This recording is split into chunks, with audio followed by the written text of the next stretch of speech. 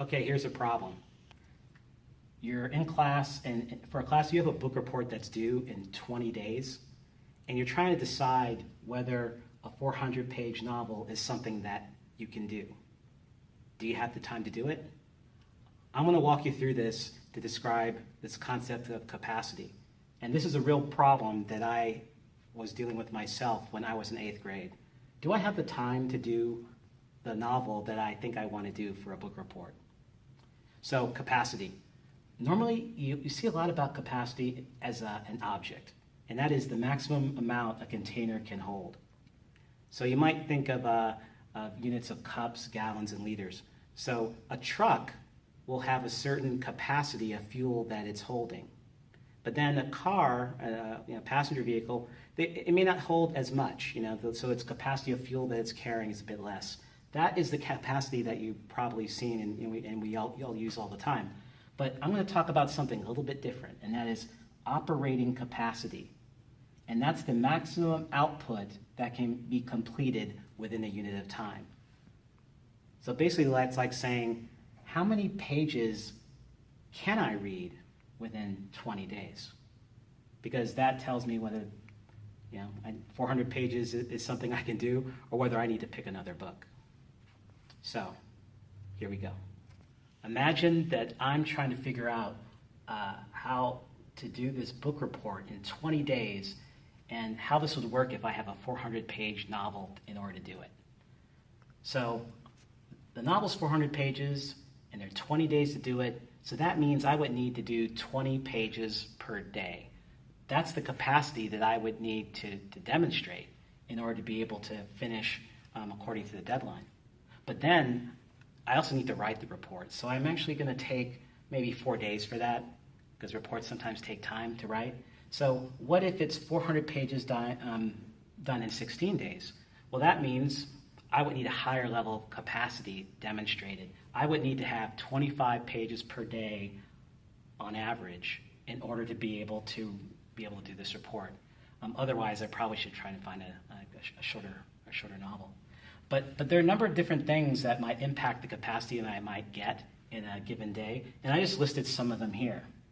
I mean, one thing, it could be the print size. If the print size of the novel is very large, a lot of empty space, that would allow me to maybe read more pages per day than I'm expecting.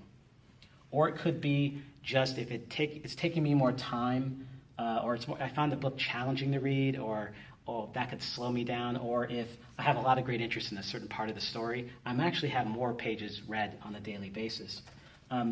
Then I might have other commitments that day, like on a particular day, that could get in the way of the time I can put in. It could be when I'm reading in a particular day, there's like background noise or some distraction. I might have let's say a pet that wants to play with me, or just someone I haven't seen, a friend, I want to talk to them. That would kind of get in the way of how much I could get done on a daily basis. Or even just being fatigued. I may want to read like up to 25 pages per day, but I might be tired because of other things going on. So the point is I just use operating capacity, output per time, 25 pages per day, to know what my goal is, and I'm using it to sort of pay attention to the things that could affect it. So again, I'm using this as a tool to figure out how to get to a goal that I want to get to. So what does this mean?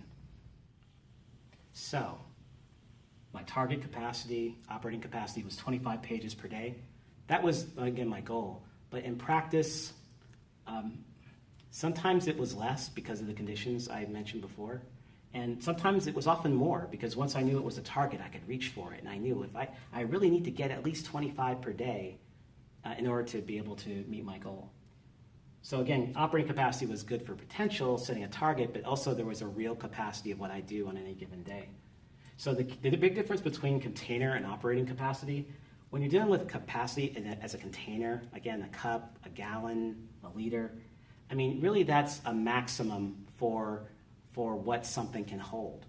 Whereas operating capacity, the most important thing is that, I like that, it's a time measure. So it's not just output, it's output per time, how many pages per day. And also, the container that can be held, that maximum is usually fixed. A gallon, it holds what it holds. Operating capacity can change based on conditions. So even very subtle changes in the conditions can greatly reduce or expand the amount of output that you could have in a day or in an hour or any unit of time. So that's operating capacity.